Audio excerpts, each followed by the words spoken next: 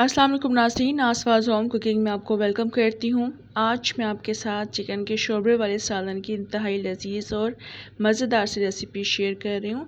बहुत आसान सी recipe share कर रही हूँ जिसे मैं घर के चंद मसालों से बनाकर तैयार करूँगी। इंशाल्लाह ये बहुत ही टेस्टी और मज़ेदार सा सालन बनकर तैयार होता है। तो रेसिपी को स्किप मत कीजिएगा, एंड तक देखिएगा। और अगर आप मेरे चैनल पर नए हैं तो सब्सक्राइब भी ज़रूर कर लीजिएगा। तो चलें बनाना शुरू करते हैं।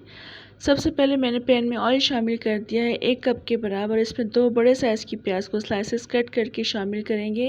प्याज को ऑयल के साथ हमने मिक्स कर लेना है। जब प्याज अच्छी तरह से मिक्स हो जाएगी तो उसके बाद हम कुछ खड़े मसाले यानी गरम मसाले इसमें शामिल करेंगे, जिसमें थोड़ी सी काली मिर्ची, लौंग, एक बड़ी इलायची और एक दालचीनी का टुकड़ा शामिल है। इन तमाम गरम मसालों को डालकर प्याज के साथ अच्छी तरह से मिक्स करेंगे और प्याज को लाइट गोल्डन कलर आने तक हम कुक कर लेंगे। और इस वक्त आप देख सकते हैं प्याज हल्के सुनहरी कलर की हो चुकी है। इससे ज़्यादा हमने इस प्याज को कलर नहीं देना है। तो बस जब गोल्डन कलर की हो जाएगी तो उसके बाद हम इसमें चिकन शामिल कर देंगे। मैं तकरीबन सवा किलो के करीब मैं चिकन इसमें शामिल कर रही हूँ। तो चिकन डालने के बाद इसको अच्छी तरह से हम मिक्स कर लेंगे।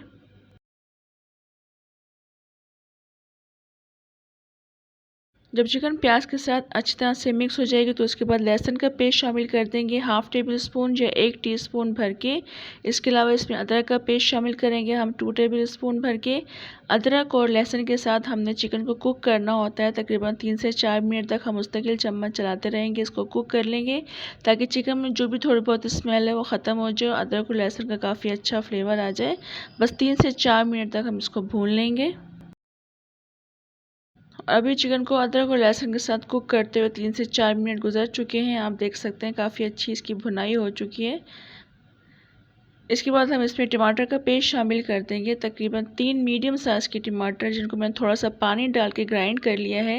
ये ग्राइंड करने के बाद ऐड कर देंगे और मिक्स कर देंगे चिकन के साथ अच्छी तरह से। इसके बाद इसमें हम कुछ मसाले शामिल कर देंगे। नमक में शामिल करें तकरीबन 1.5 टीस्पून के बराबर। लाल मिर्चों का पाउडर इसमें मैं शामिल कर दूँगी 2 टीस्पून भर के, या अपने टेस्ट के अकॉर्डिंग ऐड कर लीजिएगा। 1/4 टीस्पून इसमें हल्दी शामिल करेंगे। धनिया पाउडर शामिल कर देंगे इसमें 2 टीस्पून भर के। और इसके बाद इसमें हम ज़ीरा शामिल करेंगे। ज़ीरा पाउडर शामिल किया मैंने 1 टीस्पून। इन तमाम मसालों को डालने के बाद अच्छी तरह से मिक्स कर लेंगे।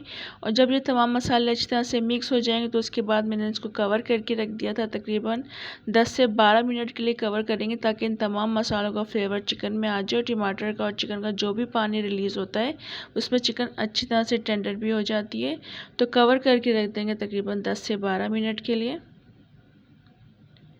और अभी चिकन को पकते हुए 10 से 12 मिनट गुजर चुके हैं। काफ़ी अच्छी चिकन पक चुकी है, इसमें टेंडर हो चुकी है थोड़ी बहुत। अब जो थोड़ी बहुत कसर है वो अभी पूरी हो जाएगी, क्योंकि अब हमने इसको ढकना नहीं है। ढक्कन खोलकर हम पकाएंगे क्योंकि चिकन बहुत जल्दी टेंडर हो जाता है, गल जाता है। तो बस इस बार चम्मच चला लेंगे, मिक्स कर लेंगे इसमें।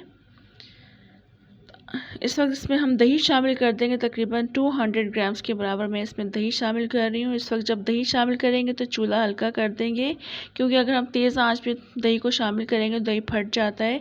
दही को अच्छी तरह से बीट करके शामिल किया कीजिए। दही को मिक्स कर लेंगे अच्छी तरह से। और आप देख सकते हैं दही भी काफ़ी ज़्यादा पानी रिलीज़ करता है, तो दही के पानी में भी चिकन काफ़ी अच्छा इसमें गल जाएगा। तो कुक कर लेंगे तकरीबन 4 से 5 मिनट के लिए मज़ीद।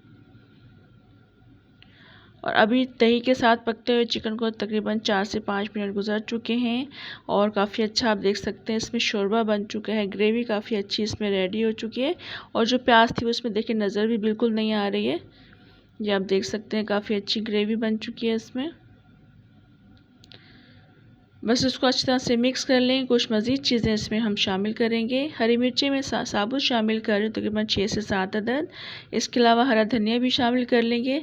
और उसके बाद थोड़ा सा गरम मसाला शामिल कर देंगे तकरीबन 1 टीस्पून के बराबर। इन तीनों चीज़ों को डालने के बाद अच्छी तरह से मिक्स कर लेंगे। और अगर आपको इस वक्त लग रहा हो थोड़ी सी ग्रेवी आपको ज़्यादा चाहिए, थोड़ा सा शोरबा अगर आपको ज़्यादा बनाना है तो आप पानी ऐड कर सकते हैं।